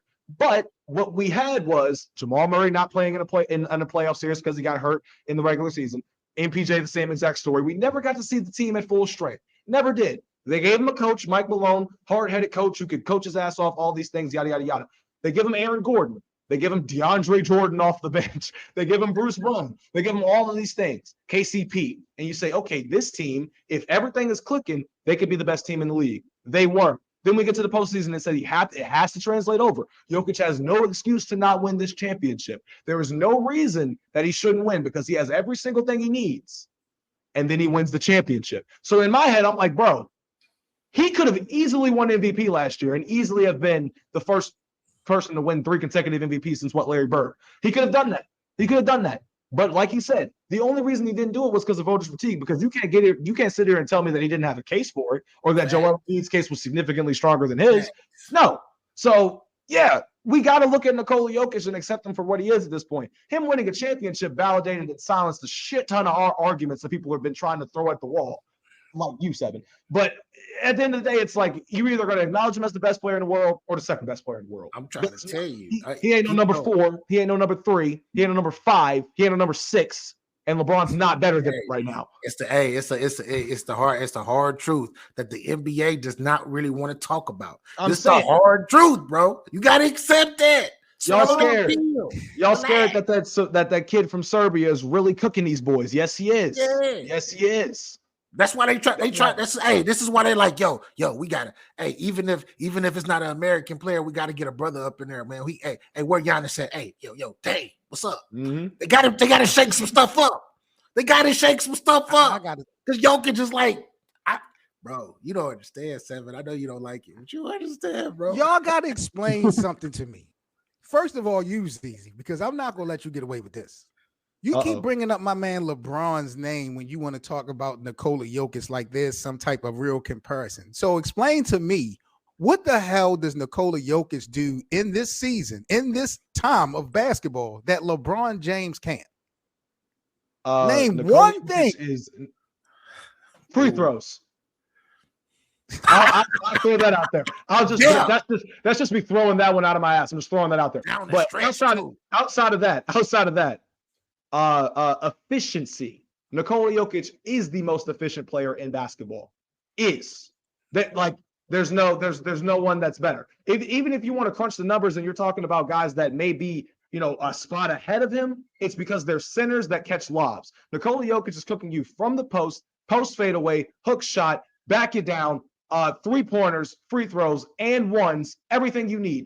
From the offensive side of the ball, there is no one better than Jokic offensively in the game today. That's simple, because not to mention the fact that not only can he just score on you, he can read the floor better than anybody on the court, maybe besides when LeBron is there, because I will say I give LeBron a slight edge because LeBron is a basketball savant, and I think that his IQ has become underrated during the last maybe 5 years because people are just not used to someone else matching LeBron's IQ on the floor as much, but it's still elitist, if you will. But besides that, reliability. He could play more games in a regular season than LeBron. What more do you want? What more do we want? I think Jokic played 70 plus last season. LeBron played less than Anthony Davis. So can't really make that argument there. Too. The altitude is crazy where he had too. He still dominated. Yes, talk about it. When players go play in Denver in their arena like the Pepsi Cola arena. I don't know. I don't something like that. But when they go over there in that altitude, you mean to tell me that this dude is playing more than 65 games in this altitude plus the playoffs? What? And LeBron out there looking gassed by the second half of the game? Like, what are we talking about? Like, come on. You guys are mentioning altitude and all these intangibles. Like, it amazes me what y'all use for these arguments, bro. Tari with 2 dads. Salute to Tari. Thank you so much, family, for another donation and support to the Lakerland platform. Tari says, we are cooked. We have no American bigs. Our best big, who is JJJ, is allergic to rebounding and jumps like he has ants in his pants. BA, I got a question for you, but first of all, now I get to get at Tari. Now I get to get at you, Tari, because what you mean that the best American big is Jaren Jackson Jr. Is Joel Embiid not a U.S. citizen anymore? Can we? I mean, can we? He whatever you want to be, bro. I don't even. He's whatever you want to be Oh, y'all because we know Mr. Cameroon, he from the motherland. They were like, do you want to play with France or do you want to play with America? He could have smooth turned his back on us. We not claiming that. He low-key wanted to go to France, but he like, they need me over here. So okay, he's Americano. He's Americano. Yeah. So let me ask you, BA, because Terry does bring up an interesting point when we talk about American big men. Do you feel like there is a lack of American bigs, and do you feel like JJJ is the best? Like, what's your thoughts on the American big? Man, we don't. I'm thinking about it right now, but we don't. Like all the premier players are from overseas. They're definitely European. So I don't. There is no. He's right, and I don't want to say Jaren Jackson Jr. because I still don't think Jaren Jackson Jr. We got Anthony Davis. We got. That's my thing. Is Jaren Jackson Jr. better than Anthony Davis? He's not. Is that what he's saying? He's not better than. And I know. Brooke Lopez. Shout out to Brooke Lopez. Hey, T-Rev said Brooke Lopez. He brought up Brooke Lopez's name. Listen to these names. Talk, T-Rev. Talk. T-Rev, listen to these names though. Don't nobody know these guys like that. Don't nobody know these guys like that outside of basketball. We not doing this, T-Rev. Salute to you, but we not doing this. Are they not? Are they bad? Are they good players? They solid. They not. We're talking about great. We're talking about great right now.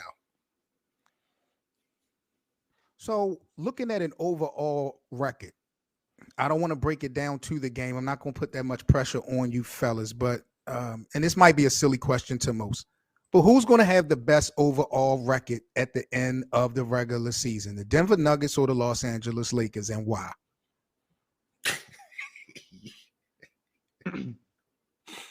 I just want to hear the disrespect. I want to hear the doubt. I'm taking notes. That's why I'm asking these blasphemous questions, because I'm taking notes. Keep talking about our ages. And where's the tweet at? Can you pull that? Yeah, let me bring it back up. Yeah, let me bring this back up, because keep talking about my squad, our personnel ages, the way he plays. He still is injured. We're past time in this league, et cetera, et cetera. Yeah. Do me one favor, please, and I mean please, keep that same narrative energy when it begins. That's all I ask. Hashtag thank you. That message was from our precious king. What was it, 2 seasons ago, when everybody was saying how the Lakers are nothing more than a nursery retirement home.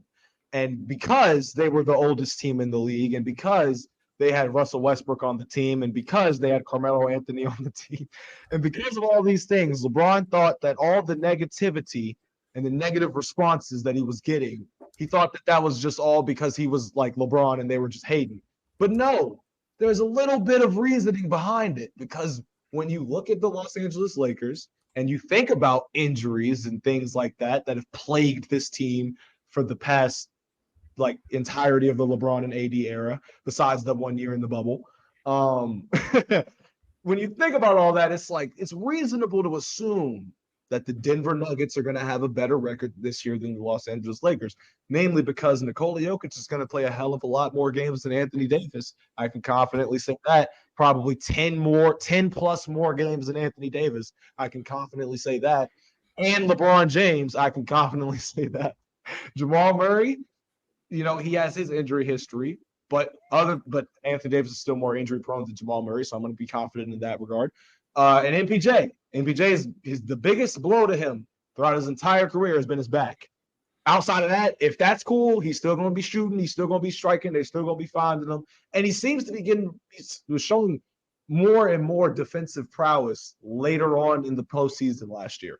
Like early on, it was like, he looks like a liability. But as the postseason progressed, he was getting more and more solid. So it's reasonable to assume that as well.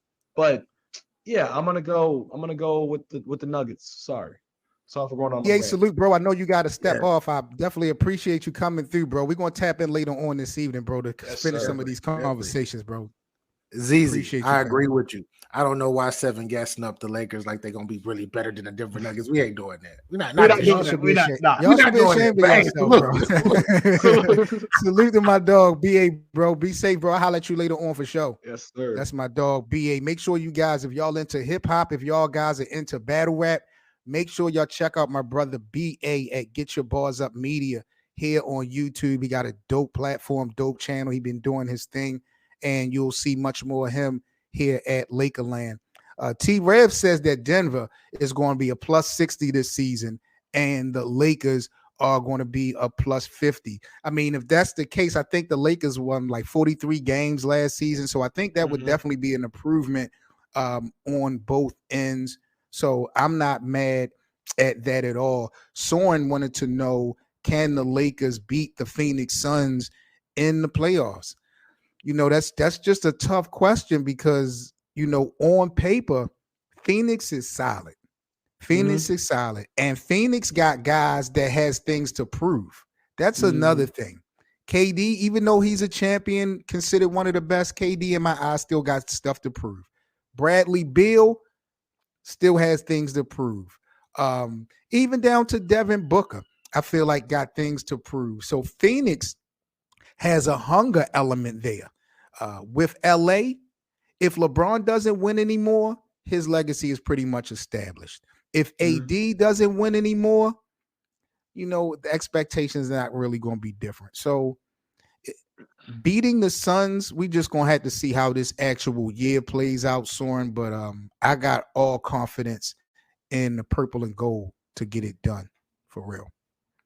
I think that they have a shot. Like Phoenix and LA, they both look good on paper. You can make a solid case as to why you think each team would win the game.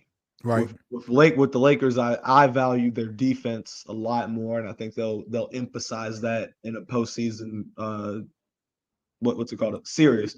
And for Phoenix, like you said, the hunger and the drive for those guys to shake narratives and stuff, they really affect players, I think, as the more and more that years go on. Because with Kevin Durant specifically, like you talked about, when he left Golden State, I was like, this is the dumbest decision that he possibly could have made. If he was going to go to Golden State and win, he should have won until the wheels fell off or started to fall off.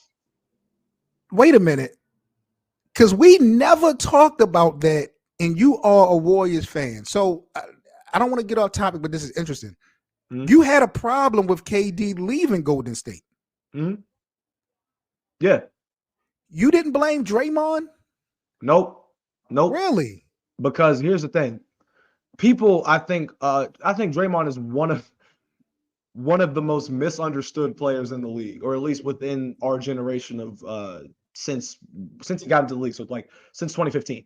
And I say that because he reminds me of like what Bill Laimbeer was for the Pistons, for the Bad Boy Pistons, in ways such as like when what's his face? Was it Mark Aguirre that got traded there? Yeah, Mark Aguirre. When Mark Aguirre got traded to the Bad Boy Pistons, in the Bad Boys documentary, you see Bill Laimbeer talk about how when Mark Aguirre got there, he said, this is how we do business, yada, yada, yada. Gave him a very blunt rundown of how they operate. You're going to come to practice. You're going to give it your all. You're going to yada, yada, yada. Mark Aguirre was like, I was originally like, who the F is he talking to? Type, vibe. But in order for them to reach their max potential, everybody has to buy in. So that was all Bill Laimbeer was doing. You have to buy into the system. You want to become a bad boy, this is what you have to do. We're going to be the most hated team in the league, yada, yada, yada. Draymond, playing the informant role that he did last season, he was basically like, or the season of 2016, my bad, playing the informant role of how he was talking to KD all throughout the regular season, and this had been going on. Draymond's probably telling KD, look, you're going to get hated. We're going to be the most hated team in the league. But if you want to win a championship, this is where you need to go. Yada, yada, yada, right? So KD had to buy into that role. KD's the Mark Aguirre in this situation.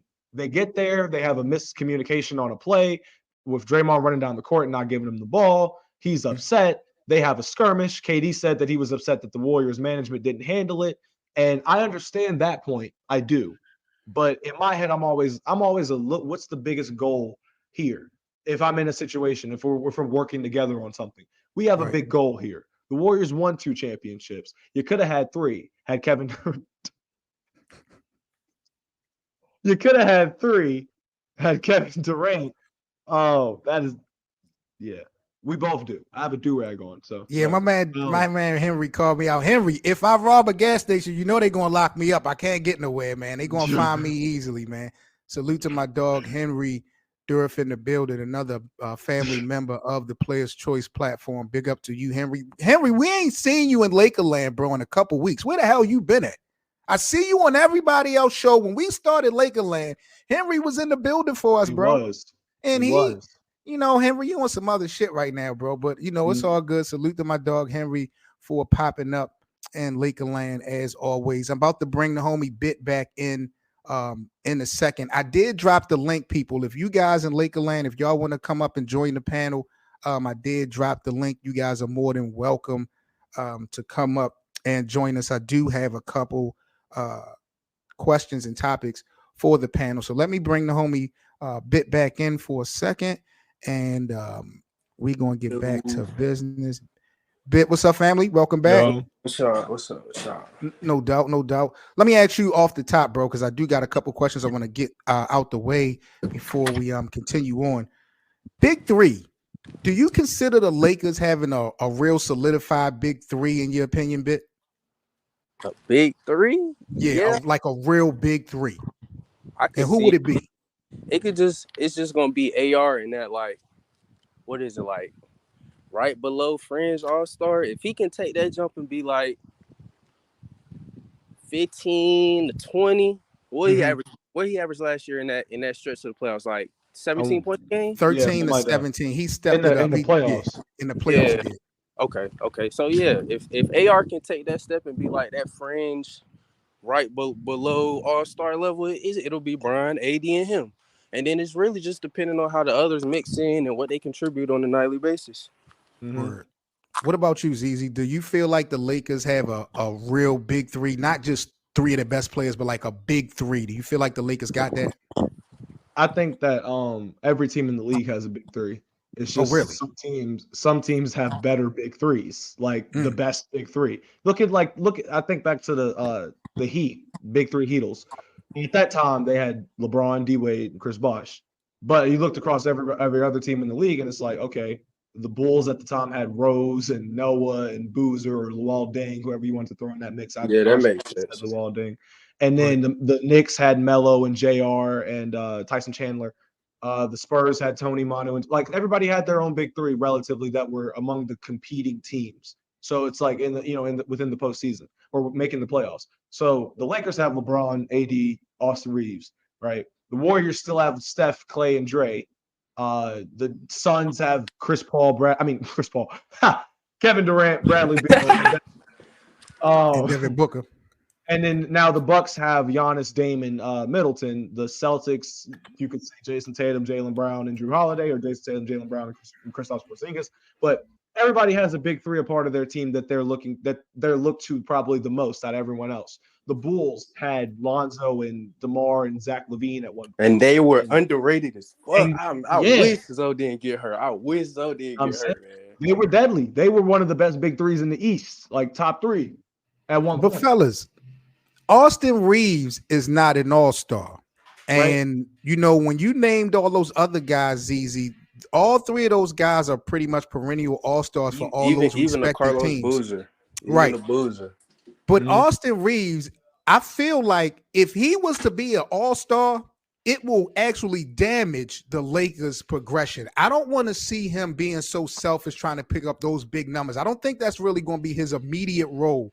But can you have a solidified big 3? Who?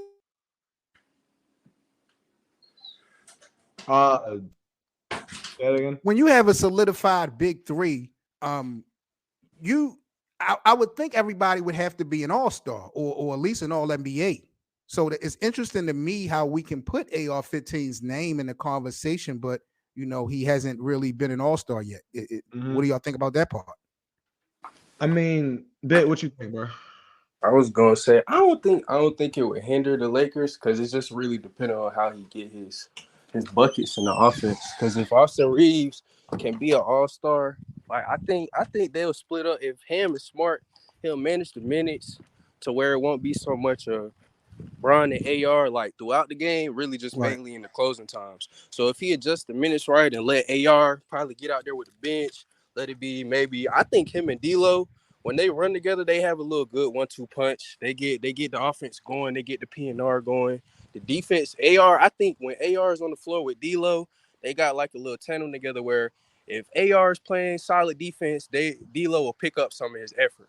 Because I Right. feel like they really locked in once he got on the team last year. So if they just manage the minutes, let AR really run more with the bench, let him flourish with the bench, maybe throw in AD, kind of like how they did with Russ. They should have ran Russ and AD more with the bench. So Russ could take off, go up and down, run PNR with AD. So if they run it kind of similar like that, I think it won't hinder the team as much. But the others like Rui, from what I seen last night, Rui got to get some dribble packages or something, man. He can't just be 1-2 power dribble, go to the rack and just throw a hook up there. Like That's a fact. He got to make some moves. He need a I'm spin like, man, move. you He gotta at definitely need a least move. get a 1-2 cross back. You know what I'm saying? Something, man. I don't know. They talking about he been LeBron understudy. I know LeBron ain't got the best bag, but he can get to his spots and do a little something every once in a while. So I got $1 million question for ZZ. This question is for Bit. This question is for Lakerland. This question is for everybody in the live chat. C6LD, I see you, Cole, bro. I see you. I'll bring you up in a second. But I got a $1 million question for everybody. If this thing blow up for the Lakers this season, and I mean blow up, who's going to be the scapegoat? I need everybody in the live chat, ZZ, Bit. I need to know who is going to be the scapegoat if this thing does not work. Will we be putting all the blame on Darvin Ham, on LeBron, on AD, on Rob Pelinka? Who's going to be the scapegoat? Let me see. Let me just think for a second. We're talking about the Lakers, and we're talking about scapegoating.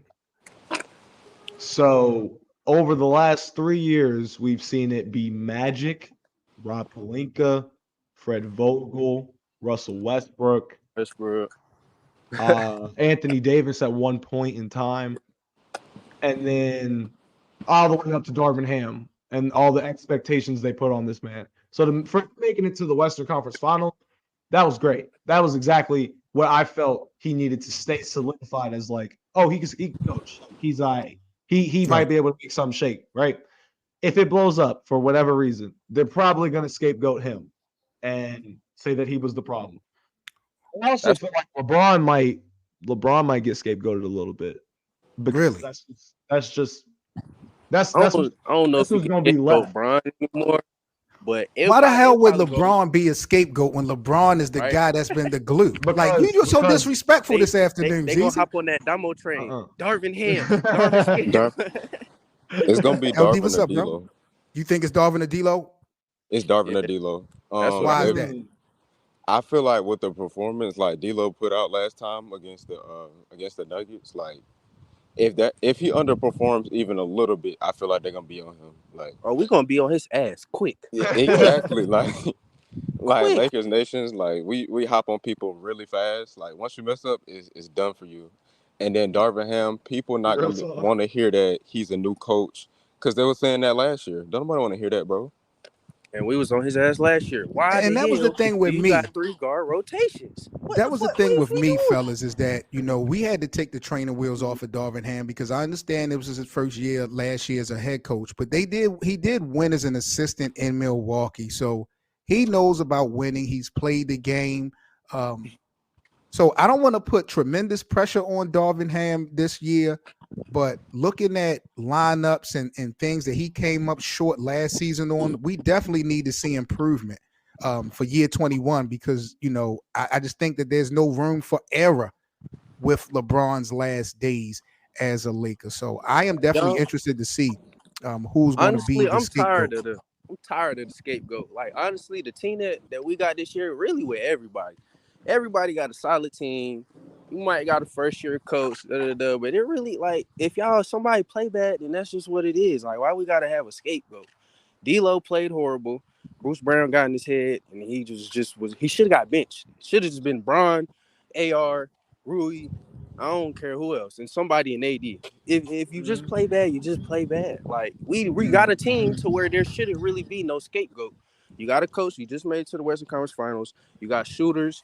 You ain't got the best big, the front line. You got everything else. You got everything you need. We shouldn't have no scapegoat. It should be Western Conference Finals or the finals or somebody just plays bad. Like that scapegoat shit. I be tired of that, man. Like Yeah, that's just the culture though. Like yeah.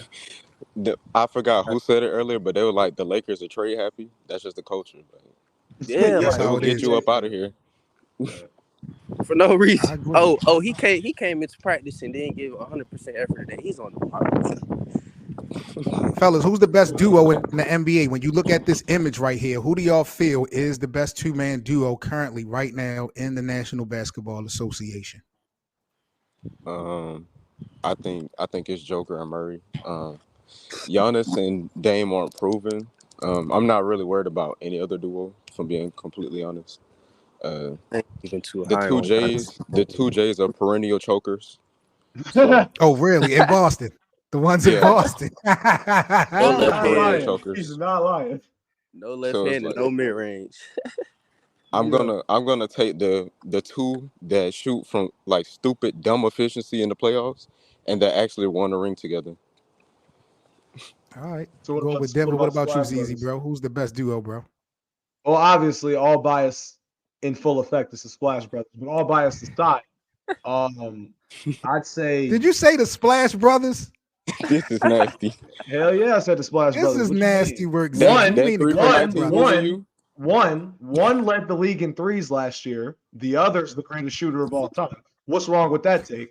When What they did get Clay high, do what against happens? when they get high, what happened? That's all I'm saying.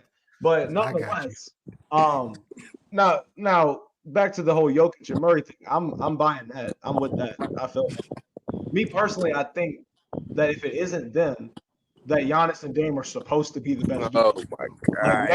Next season, if you really think about it, Giannis is gonna cook regardless. Dame is in a situation where he doesn't need to be that big of a cooker, but he can still cook whenever he wants to. Now, tell me who y'all's second and third best duo is. Look at this visual. I would say Look, I first, need y'all to really look at this visual. Look who's on this image. We got really- the it's wide really picture. Bron and Head up AD. there? Why It's is not Red up though. there? Bron It's and not AD. though. It's not though. But If out you of respect for Jokic and Murray, they just want to chill. They can have first place. Second place has gotta be Bron and AD. it got Third- if it got to be Giannis and Dame. It could be Yes. Giannis and Dame. I'm just not too high on it. I don't know. They I'm just not got- high on Wait a LeBron minute. and So AD. wait a minute. I'm Bit, not high on LeBron and AD. Bit. Hold up, ZZ. Bit. I just want to be clear. You would put Dame and Giannis before KD and Devin Booker. I was about to get to them. Yes. Yeah. KD and D Booker I are would. top three duo. Top three. Really? I wouldn't put KD and Book over Giannis and Dame. You wouldn't put two of the most efficient scorers. KD is not one of the most efficient scorers anymore. You seen what he did against Boston, and you seen what Aaron Gordon and KCP just did to him. He's not this efficient scorer anymore. So it's just I forgot who was saying it. I think Lowe was saying it. KD rely too much now on shot making. He can't get to the rim that much. He's still one of the greatest scorers of all time, but bro, he's just not that guy no more, man. He can still get you 30, but it's like it ain't 30 on 50, 38 or something. It's like 30 on damn 40, like 40. What 30, KD did 40. y'all see last season? But only reason What KD did you see in the playoffs? What a slightly less efficient than his true shooting percentage of over 70. So KD's still efficient. So let's not act like that. Like obviously, if Kevin Durant is shooting below 50%, that's a problem. Like for someone of Kevin Durant's caliber. But if I'm not mistaken, I gotta ask y'all. Wait a minute. I gotta ask y'all because shout out to Terry with 2 days. We got another super chat from Terry. Terry says the best duo is Freak Time. Them boys are going to get nasty. I think that name, first of all, Freak Time is crazy, but I can see them using it. But that is y'all crazy. fellas, y'all don't have no concern at all with this coach in Milwaukee being the first year. Like we've seen it happen before successfully, but like that's one of the biggest reasons why I feel like this thing ain't going to work out in the first year. That'll probably be a big factor. Who's the in it. proven leader? I think Giannis got to take that role. Giannis need to step up and be like, I'm gonna play 45 minutes. I'm gonna guard him. Coach, just put these 4 players on the floor at this time in the game, and I'm gonna get it done. That's just how it need to go. He need to step up and be like, not be like exactly like LeBron, but just take more of that coaching role too. Shit, you can be a coach on the floor too. You Giannis, you the second best player in the world if it's not Jokic. So step up. You that guy. You him. I think more players should take that role, like that coaching role. Like, yeah, I'm the best player on the team. I should be part of the coaching, managing some of the minutes and shit too, because I'm that guy. I'm him. Yeah, it's a testament to your IQ and all that shit.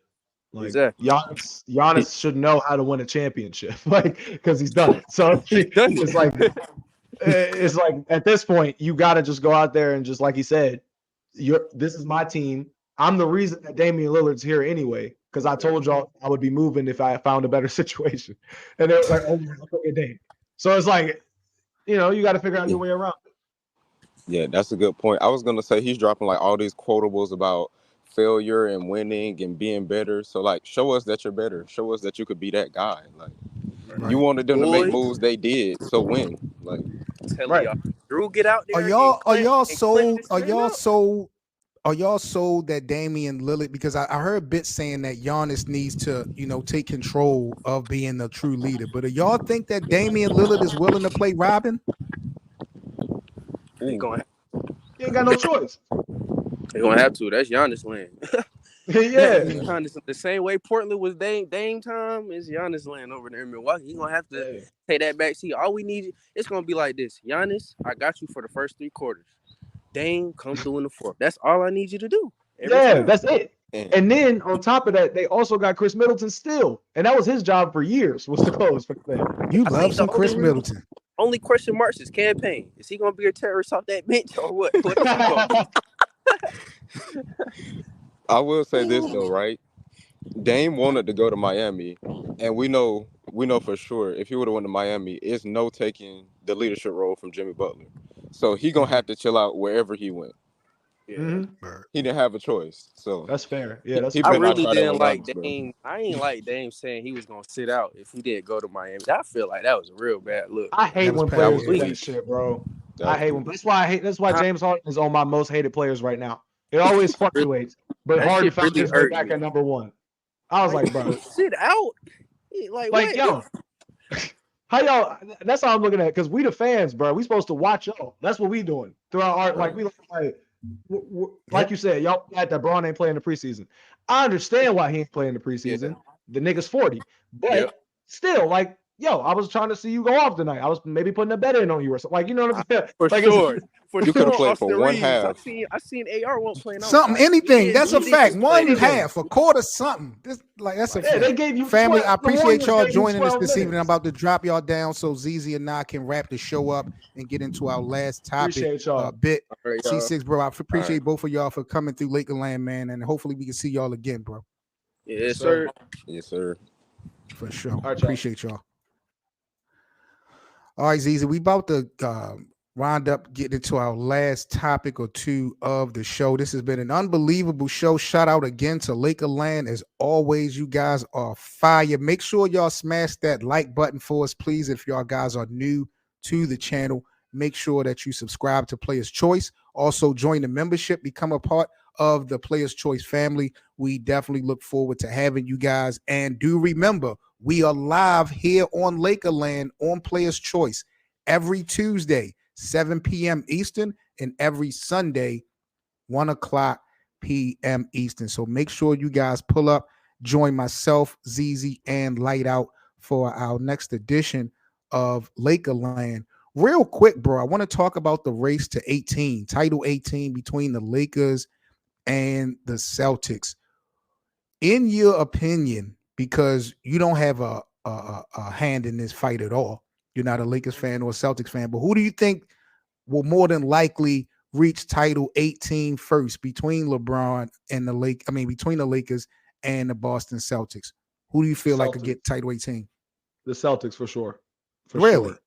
Yeah, easily. Wow. Easily. Completely easily. I trust the Celtics making it through the East to get to the finals at least more than I trust the Lakers making it through the West. And I still trust the Lakers over other teams in the West, but it's like it's different because I think it's when you have to look at the conferences and you have to look at the teams, you have to look at the matchups, you have to think about playoffs and all of that. For me, when I look at the Celtics and I say who's their biggest threat for them not making the finals, it's the Bucks and then maybe the Sixers and then maybe the Heat because the Heat knocked them out last year. But it's like, but then when you look at the Lakers, it's like the Nuggets can give them a run, the Suns can give them a run, the Warriors Golden can give them a run, the Clippers. Mm-hmm. The Clippers, the Clippers is the crazy one because it's like the Clippers are still the Lakers' little brother, still just the little brother. But it's like, if all health and all those things factor in, then the Lakers might be a little bit scared because it's like, okay, now they're actually here and we get to see Kawhi in full health and PG, so that's like an oddball though. But outside of that, the Grizzlies, there's so many more teams that can give the Lakers a run for their money as compared to the Celtics, where I think there's only like 2 or 3 realistically. Right. So that's how I look at it. But what you think? I mean, you make great points, bro. I can't even really argue. Like for me to argue that, it would just be strictly off of biasness, being a Lakers fan. But let me ask you though, because you brought up a key point in conferences. Mm-hmm. Do you think the Eastern Conference may not be better than the Western Conference, but is it safe to say that the Eastern Conference has gotten much better since LeBron was there? Mm-hmm, for sure. And it's also like a testament to LeBron almost, if you will, because it's like when LeBron was in the East, you looked at every other team. I think we lost. I mean, okay, I know I did when he was with the. Wait, did y'all lose me? Am I good? Yeah, I think we got you back. Can you hear me? I think you did. Yeah, I can hear you now. Okay. All right. When you look back at like 2014 when he was with the Heat, and then you look into 2015 and going up against the Raptors, and you looked at all the other teams, I was just like, a baby Giannis, no, he's not ready. Like the baby Raptors, they're not ready. The Atlanta Hawks for that 1 year, we're not ready.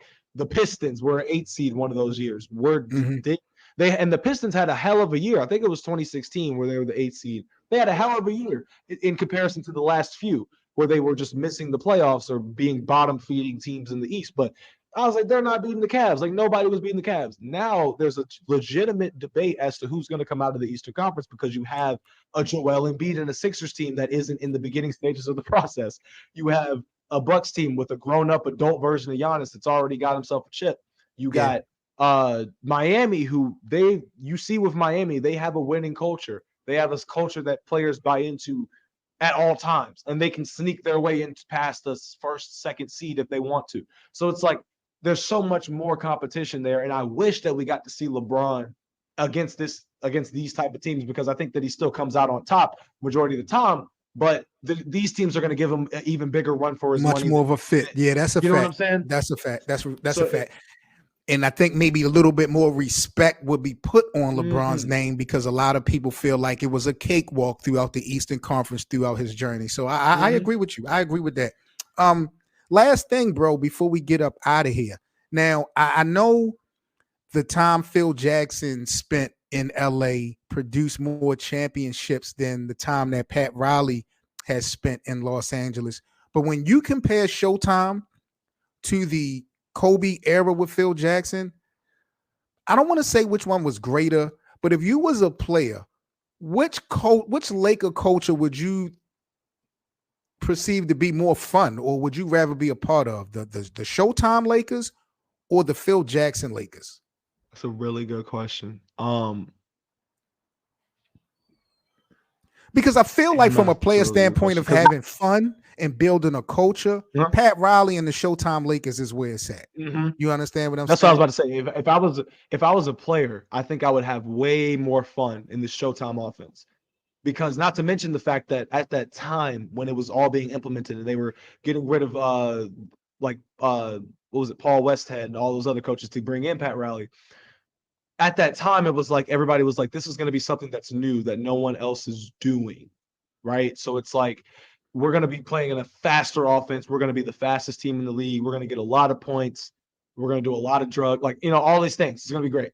And whereas like with With Phil Jackson, it's different because it's like you have an expectation of dominance because you have the most dominant force in the league at the time, Shaquille O'Neal. You have an expectation of a 1-2 punch because you have Kobe, who was emerging as one of the best young players in the league at that time. You have guys like D.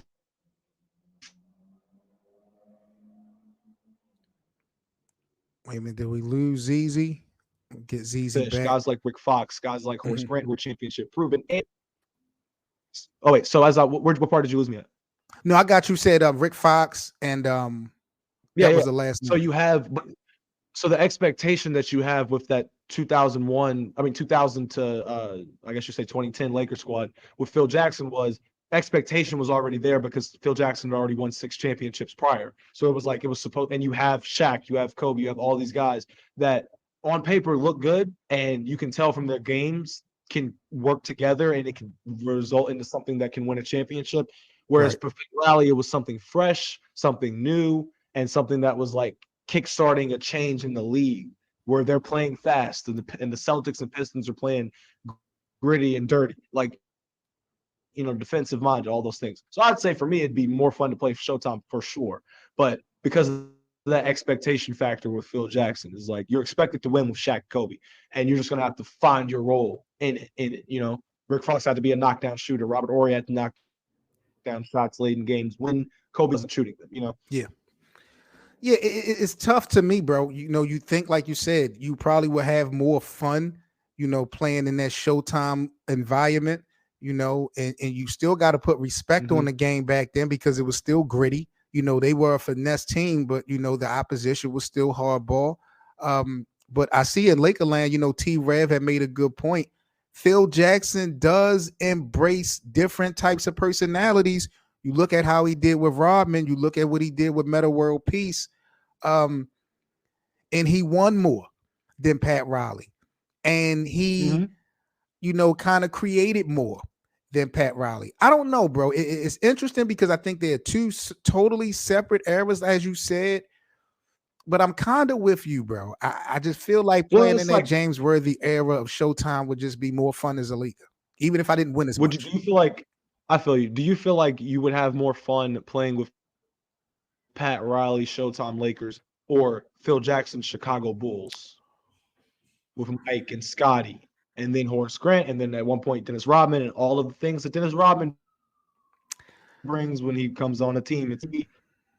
I think I'd still pick Showtime. I don't know, because maybe I would be intrigued with the idea of playing alongside Mike and watching him in practice and how because Mike was like, you're going to bring every single thing that you can possibly bring to this. But game. Look at the hell everybody had to go through in The Last Dance playing with Michael, like from teammates. Like, I don't know how fun it would be, even though Chicago was making history in the 90s. I don't know how much fun that was for everybody else, because you hear about fights with teammates and it just was a lot going on. So that's a good question, bro. I would probably stick still with Showtime. I feel that for sure. All right, people. Lakerland episode 10 is officially in the books. Shout out to everybody in Lakerland. Y'all already know the vibes. Do remember, we are live here at Lakerland on Players Choice every Tuesday, 7 p.m. Eastern, and every Sunday, 1 o'clock p.m. Eastern. Make sure you guys follow us on social media as well. We're everywhere: TikTok, Instagram, and Twitter. PC_Lakerland. And we all have our individual social media handles. So we'll be tapping into you guys. Definitely appreciate you guys coming through. Big up to Lakerland in the chat. This has been an unbelievable show. Shout out to everybody that helped make this possible. Zizi, you got any last final words, any thoughts before we sign off, bro? I just want everybody to at least remember one thing, if you take anything away from this episode, and it's that Ryan isn't here. Light Out Sports is not here. And it's ironically less than 12 hours removed from his team and my team matching up and his team losing. And I just think he ducked the smoke. And he ducked the smoke to go to Cancun and go cruise. Like, what are you doing? Cruise your way back on Lakerland, stop by and take this thrashing. Take that L. Yeah, take this word thrashing. We got to talk to the bosses about Light Out. We're gonna have to get some type of internet connection, something. We're gonna have to get him tapped into us within these next 3 weeks. We're gonna find a way, bro, for sure. Yeah, man. Other than that, though, great show. Loved it. Loved every second of it. Absolutely. Shout out to Raj. Shout out to PC. No doubt, man. Big up to our Players Choice family. As always, shout out to Claire for quarterbacking our situation, making things right. Big shout out to our brother Demetrius, who knocking out our thumbnails, putting everything together in play. Once again, shout out to everybody in the Lakerland chat. T-Rev, Bit, appreciate you coming up. Cole, appreciate you coming up this afternoon. Jonathan De La Rosa, Cottage in the building. G Madman in the building. Salute to you. Stephen P.R. Torres, I see you earlier, G. Big up to you. Terry, of course, with Two Dads, so much support he shows Lakerland every week. So big shout out, of course, to our family. Terry with Two Dads. Big up to everybody that was a part of today's show. We about to get up out of here. Do remember, join us Tuesday night for another episode of Lakerland, man. I'm Seven Mitchell. That's the big homie ZZ. We are about to sign off. You guys enjoy the rest of y'all Sunday. Stay safe. And we see you guys on Tuesday night. Appreciate y'all. Be good. Peace. Peace.